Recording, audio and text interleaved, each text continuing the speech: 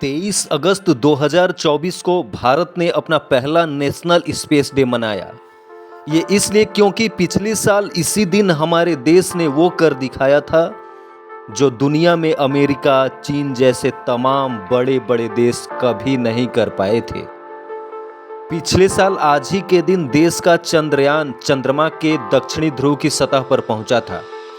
इसलिए भारत आज अपना पहला नेशनल स्पेस डे मना रहा है। हकीकत यह है कि हम अंतरिक्ष में वो कर दिखाने में सक्षम हैं जो दूसरे बड़े बड़े देश नहीं कर पाए। लेकिन आज भी हमारे देश में सरकारी भर्ती का इम्तिहान कराना एक कठिन चुनौती बन जाता है। मानो चंद्रयान से ज़्यादा मुश्किल नौकरी यान को लॉन्च और लैंड कराना होता है। दोस्तों, पेपर लीक के बाद उत्तर प्रदेश में दोबारा पुलिस भर्ती का इम्तिहान शुरू हो गया है। एक एक पोस्ट के लिए 80 बेरोजगारों के बीच प्रतिस्पर्धा है।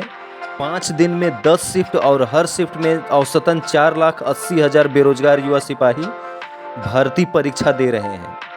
शायद ये पहला इम्तिहान होगा जहां पेपर लीक या किसी और तरह की धांधली से बचाने के लिए उत्तर प्रदेश में 20,500 संदिग्ध परीक्षार्थियों को पहचान पहले ही करके उन पर निगाहें रखी जा रही हैं।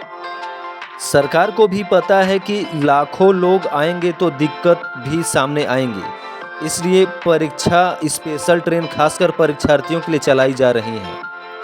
5 दिन होने वाली पुलिस भर्ती परीक्षा में एडमिट कार्ड को ही पास की तरह दिखाकर रोडवेज बस में फ्री आने जाने की सुविधा सरकार दे रही है। इतना सब कुछ एक नौकरी के लिए हो रहा है, जहां कुल 48 लाख बेरोजगारों में से केवल 1.25% लोगों को ही नौकरी मिलनी है। इस नौकरी के लिए किस हालात में युवा निकलते हैं वो भी एक इम्तिहान ही। 48 लाख परीक्षार्थी, खाली पद 60,244, यानी कि एक सिपाही की नौकरी के लिए 80 बेरोजगारों की दावेदारी, यानी कि 48 लाख में 1.25% लोगों को ही नौकरी मिलेगी। अगर सब कुछ ठीक ठाक रहा तो भर्तियों में आरक्षण होता है, लेकिन भर्ती इम्तिहान देने जाने वक्त कोई आरक्षण नहीं चलता। सब अनारक्षित डिब्बे में ही एक तरह दाखिल होकर अपने परीक्षा सेंटर को चलते हैं।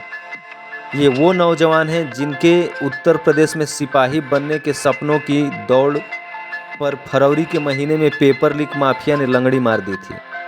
लेकिन फिर ये उठ खड़े हुए हैं जो पूछते हैं कि बेरोजगारी दर क्या है, रोजगार कितने को मिल रहा है।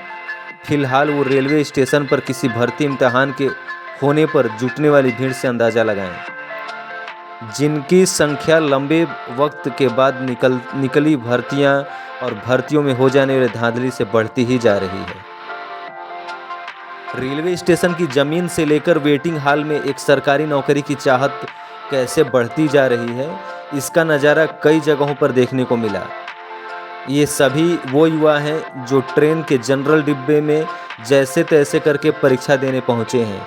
इन्हें पता है कि ये कोई होटल, लॉज, गेस्ट हाउस का खर्च नहीं उठा सकते। इसलिए स्टेशन पर ही ज़मीन पर चादर बिछाकर किताबें पढ़ते हुए शुक्रवार से अपने परीक्षा का इंतज़ार कर रहे हैं, इस उम्मीद से कि इस बार ना पेपर लीक हो, ना नकल, और बस ये नौकरी जल्दी पा जाए। इस बात का अंदाज़ा लगाएं कि पुलिस भर्ती में यूपी के कितने युवा शामिल आ रहे हैं। जून 2018 में 41,520 सिपाही भर्ती के लिए 17 लाख लोगों ने हिस्सा लिया, यानी कि एक पोस्ट के लिए 40 लोगों में दावेदारी। जनवरी 2019 में 49,568 सिपाही भर्ती परीक्षा में 19,38,000 बेरोजगार युवा शामिल होते हैं, यानी एक नौकरी के लिए औसतन 39 लोगों के बीच प्रतिस्पर्धा। फिर नवंबर 2021 में दरोगा की 9,534 पोस्ट के लिए करीब 7 लाख युवा भाग लेते हैं, यानी दरोगा की एक भर्ती के लिए 73 लोगों में दावेदारी रहती है। अब अगस्त 2024 में 60,244 सिपाही भर्ती के लिए 48 लाख लोगों में लड़ाई है, यानी एक नौकरी के लिए 80 दावेदारी। इस बार ये सच है कि परीक्षार्थी स्पेशल ट्रेन भी चली और एडमिट कार्ड दिखाकर रोडवेज बस में फ्री में परीक्षा सेंटर जाने वाले शहर जाने को मौका मिला। अप्रैल मई में जब लोकसभा चुनाव हो रहा था तब यूपी में बीजेपी की सीटें घटने के पीछे दावा हुआ कि पेपर लीक न रोक पाना भी एक बड़ी वजह रही। आगे अभी उत्तर प्रदेश में 10 सीटों पर उपचुनाव है। तब सरकार पूरी जी जान से लीक प्रूफ परीक्षा कराने में जुटी है।